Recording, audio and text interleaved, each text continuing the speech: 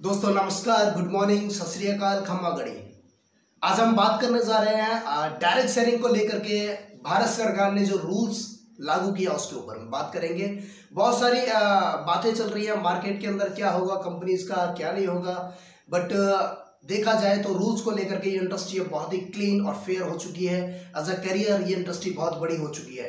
तो मेरे हाथ में जो है ये भारत सरकार का राजपत्र है, गजेट्स ऑफ इंडिया, इसमें हम बात करने जा रहे हैं।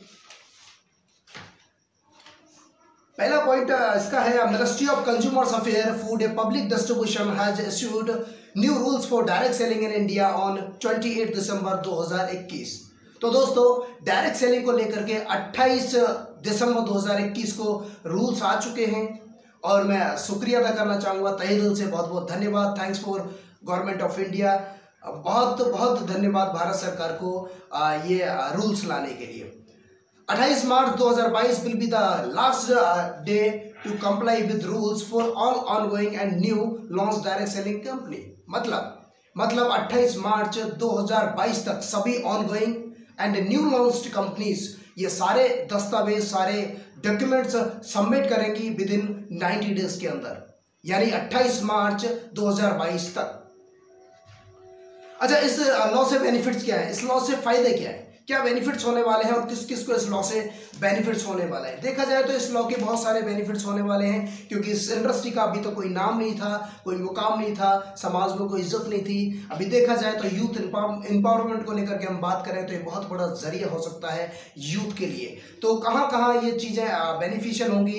इट्स प्रोडक्ट फॉर कस्टमर्स के लिए इसके अंदर क्या होगा, वैल्यू फॉर मनी, यानी कि बहुत सारी चीज़ें मार्केट में 100 रुपीज़ की है, 500 रुपीज़ उसका पे करना है, वैल्यू फॉर मनी नहीं है, या प्रोडक्ट्स के अंदर कोई प्रॉब्लम क्रिएट हो चुकी है, या देखा जाए तो कस्टमर के लिए बहुत सारी चीज़ें जो है अंडर्स की हुई हैं, राइट। तो एज पर द कंज्यूमर के हिसाब से जागू ग्राहक जागू के अंदर में कंप्लेंट कर सकते हैं। तो ये पॉइंट जो है प्रोटेक्ट किया है कंज्यूमर्स को। It's product to direct seller के लिए क्या प्रोडक्शन है।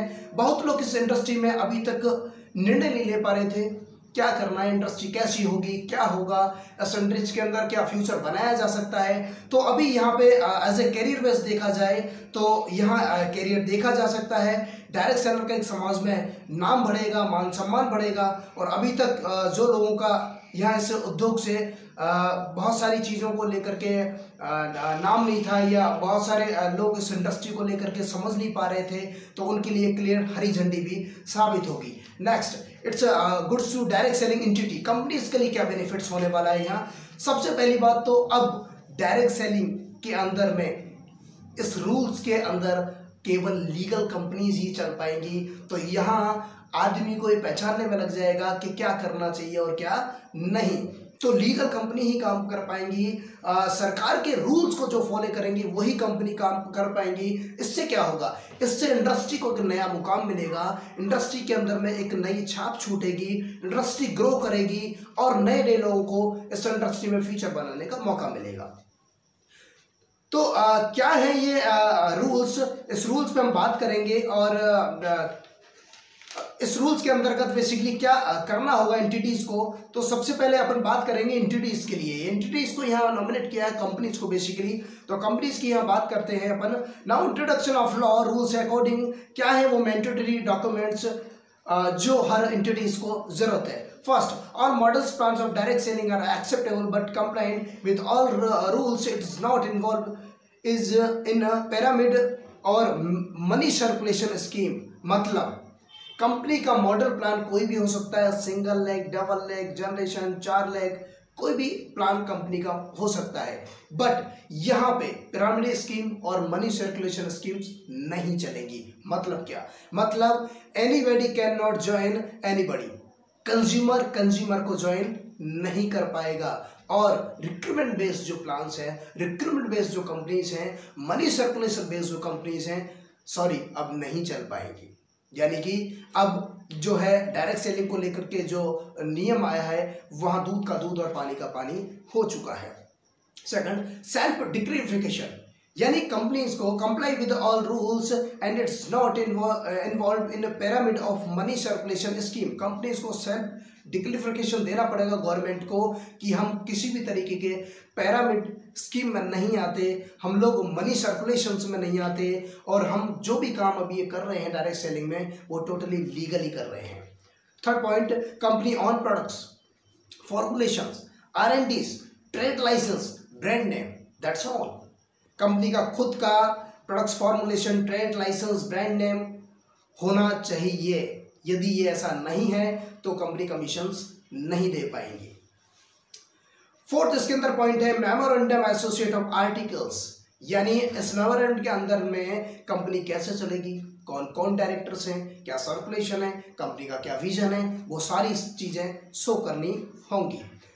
फिफ्थ पॉइंट है इसके अंदर permanent account number, tax deduction, collection account number, pan number, tax deduction, यानी कि टैक्स कंपनी को टैक्स डिडक्शन करती हैं उसका एक कलेक्शन नंबर होता है। जो भी कंपनी टैक्स को डिडक्शन करती हैं उसका बेसिकली कलेक्शन नंबर होता है, और इसलिए जो साथ में GST return, income tax return, balance sheet, audit report, हर 3 महीने में ऑडिट सारे सबमिट डॉक्यूमेंट्स ये गवर्नमेंट ऑफ इंडिया को करने होंगे। Registered of direct seller agreement with direct seller physically या ऑनलाइन, हर 3 महीने में गवर्नमेंट को सबमिट करनी होगी। यानी डायरेक्ट सेलर के साथ में अभी एक एग्रीमेंट होगा, कंपनीज डायरेक्ट सेलर के साथ में एग्रीमेंट करेंगी। ये एग्रीमेंट फिजिकली भी हो सकता है, ऑनलाइन भी हो सकता है। Physically registered company office, online offline, Bharat में कहीं पे भी कंपनी का एक फिजिकल ऑफिस होना जरूरी है। रिगार्डिंग ड्रग्स, कॉस्मेटिक मैन्युफैक्चरर और सेल ऑफ फूड पर्पस और लाइसेंस इज कंपल्सरी। प्रत्येक प्रोडक्ट का लाइसेंस लेना होगा, चाहे वो स्टेट गवर्नमेंट का हो चाहे सेंट्रल गवर्नमेंट का हो, ये अनिवार्य है। मतलब अलग अलग एक्ट के अंदर अलग अलग लाइसेंस लेना हर प्रोडक्ट के लिए जरूरी है। Certificate of registration of trademark, her products का ट्रेडमार्क सर्टिफिकेट रखना होगा, ऑनलाइन या ऑफलाइन। अब ये सब डुप्लीकेट भी रख सकते हैं बहुत, क्यों नहीं रख सकते? क्योंकि ऑडिट बाय कंपनी सेक्रेटरी, इसका ऑडिट कंपनी सेक्रेटरी को करना होगा और कंपनी सेक्रेटरी को सेंट्रल गवर्नमेंट को रिपोर्ट पेश करनी होगी। ये सारे जितने भी डॉक्यूमेंट्स हैं जो कंपलसरी किए हैं, इन सारे डॉक्यूमेंट्स का कंपनी सेक्रेटरी इसका ऑडिट करेगी और ऑडिट करने के बाद में सेंट्रल गवर्नमेंट को इसकी रिपोर्ट पेश करनी होगी। Physically ID card for direct sellers, physically ID cards direct seller के लिए ज़रूरी होगा। हर एंटिटी कंपनी को डायरेक्ट सेलर के लिए आइडेंटिटी कार्ड देना होगा। बिना आइडेंटिटी कार्ड के आप कहीं किसी के पास प्लान शो करने नहीं जा सकते। Customer complaints, complaint ticket ID, customer complaints की यदि हम बात करें तो कंप्लेंट्स के अंदर टिकट्स जारी करना होगा बेसिकली कंपनीज को बाई SMS या ईमेल के जरिए। इसके लिए national consumer helpline is necessary.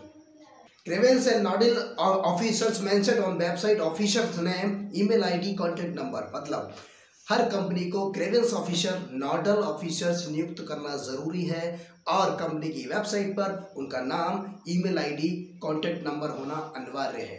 Reply to customers is 48 hours by grievance officer within 30 days, customer complaint solution by nodal officers. यानी कि कस्टमर की कोई भी शिकायत है उसका 48 घंटे के अंदर ग्रीवेंस ऑफिसर को रिप्लाई देना होगा और 30 डेज यानी 30 दिन के अंदर नोडल ऑफिसर्स को उसका सॉल्यूशन करना होगा।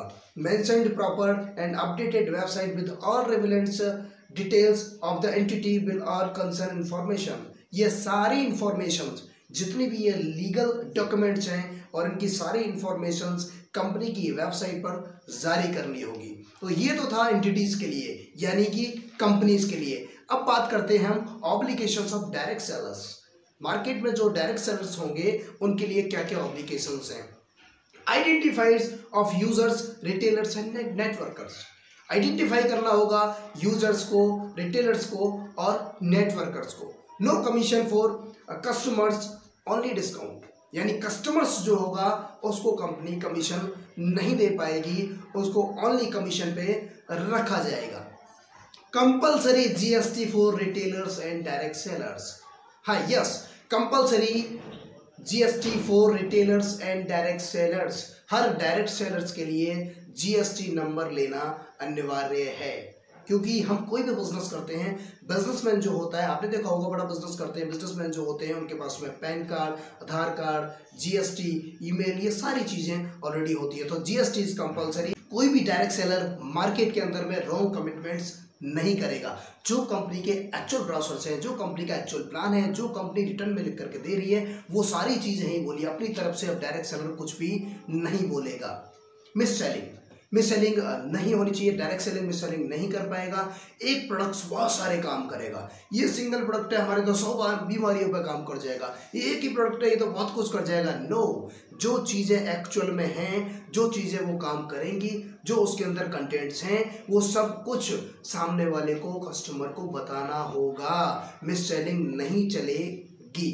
Provide accurate information to prospect, यानी कि अपने प्रोस्पेक्ट को बिल्कुल एक्यूरेट इंफॉर्मेशन देनी है, एक्यूरेट चीज़ें बतानी है। कोई भी किसी भी तरीके से अपनी तरफ से कुछ भी नहीं बताना होगा, as per the direct selling rules जो आए हैं उसके अकॉर्डिंग। तो thank you so much, thank you very much.